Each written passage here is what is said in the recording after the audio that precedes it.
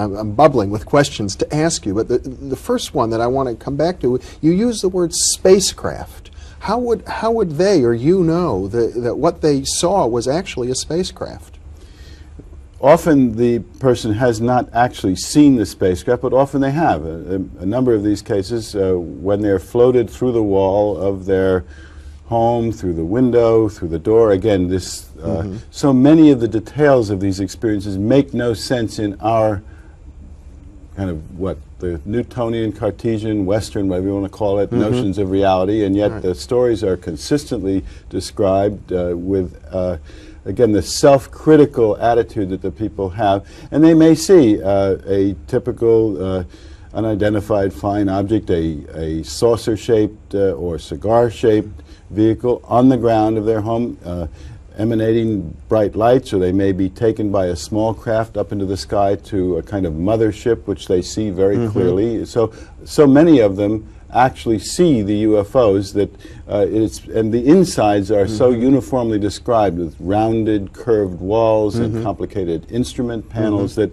it's become clear that it's some kind of craft in the sky, which they would naturally call a spacecraft. I think people would naturally draw that inference, but to me it's still an inference. I think you might agree, we don't really know exactly what these things are. I mean, fair enough. I mean, you could have, as we do have, very I mean, this gets really into the way of how we know anything, but or our use of language. But we call something which is seen in the sky and which seems to be moving from one place to another, we call it a spacecraft. Now, again, this has to do with where our own technology has come to. It could be created as a virtual reality and is similar, appears similar to what we already know as airplane or a certain type of aerospace vehicle, so we call it a spacecraft. But again, you know, if you want to get down to the very core of the way language structures reality for us, you could even question whether they're spacecraft.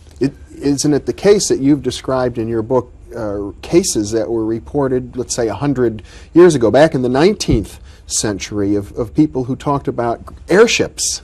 Well, the articles there by Jerome Clark, who's been a student of the UFO phenomena for many years, and he went back and looked into the newspaper accounts of the airship craze of the last decade of the 19th century, and many of those vehicles would look kind of like balloons or looked like the technology of the time. But he went further than that. He actually did an exhaustive search of all of the photographs he could find and the descriptions, and lo and behold, many of them did appear very much like the current modern-day UFO, but the people of the time did not have in our culture the technological knowledge to actually see them as what they were. So he's concluded that these were probably UFOs not so different from what we're seeing now, but our perceptual development hadn't reached the point where they could be perceived the way we now can see things in the sky more or less as we at least think they are. Right. And again, you're raising the question whether even that's actual or constructed reality. Well, we could take this in so many different directions. Let's go back further into the past, because the accounts don't just begin even in the 19th century, do they? Well, again, if you go back into the early times, you know, Ezekiel's wheel, which is now many UFOs think that was a UFO, or chariots seen in the sky, or you go back to the ferries that kidnapped people in Ireland and other countries. There is some similarities, but you're dealing there with oral traditions, and it's an easy leap of mind to say, well, we've had this going on all through the centuries and through the millennia even. The problem with that is the methods of knowing then were so different. You need to compare a phenomenon, you have to use more or less the same investigative method, and our methods now, as well as, of course, our perceptual capabilities are so different. For example, just take the matter of clinical study. The people that were reporting those experiences weren't being studied clinically. Now, we have a tradition of when somebody's had an unusual experience or something that doesn't fit, or you want to investigate, you talk to that person in great detail, you get other witnesses, what they've seen. So we have a kind of body of investigative tradition now that can document what's going on. So from that point of view, this appears to have some distinct features. It also appears, now I'm getting more into my own kind of sense of this, that this thing is entering into our reality in a more hard-edged way. In other words, that the first case that we have is the Betty and Barney Hill case, this interracial couple that was coming back from their vacation in Montreal, and they saw a craft that emanated this bright light. They actually saw the creatures in the craft. They were confronted by these creatures. They were terrified. They were taken in. Each reports various experiments that were done on their bodies, skin scrapings, probings, and the accounts compare. And since that time, more and more cases are being reported, and it appears that the phenomenon is occurring with greater frequency now than in the past. But again, we don't know that. There are reasons, if that's so, why it might be so, but we're still trying to establish how distinct is this from earlier reports. The Betty and Barney Hill case was made into a motion picture and a very popular book back in the 1960s. That's right. And the movie came out in the mid-70s with James Earl Jones playing the black Barney Hill. Yes.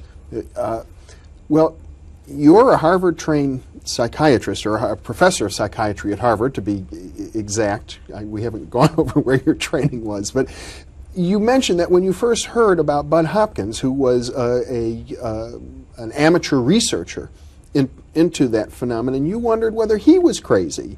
And now you're doing clinical work yourself. How do your colleagues accept this? Well, again, there's no generic response here. The range is extraordinary. As I have, on the one hand, a very prominent astrophysicist at Harvard who has become a kind of comrade-in-arms colleague about this, and he's actually gone on record saying that he believes that the work of people like Ken Ring and who works with a near-death experience, and myself in this area, will teach us more about the nature of the cosmos than anything scientists will discover in the next 20 years using telescopes to explore the heavens. It goes from on that end all the way to the acting chair of my department who says, I wish John weren't doing this.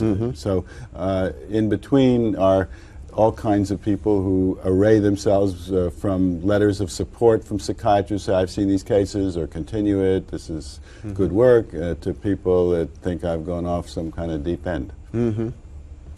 Well, the obvious counter-hypothesis would seem to me to be sort of a sociological one, that this is a myth in the making, that there's a belief system that is somehow being engendered in the subconscious mind within the culture itself, perhaps like a new religion or some other sort of social movement. That's really not a counter-hypothesis. That's quite consistent with what I'm finding, because increasingly folklorists like Peter Roysevich, Thomas Bullard, Eddie Bullard, are looking back now into myth-making and seeing what was the experiential reality that was the kernel of truth in the physical world.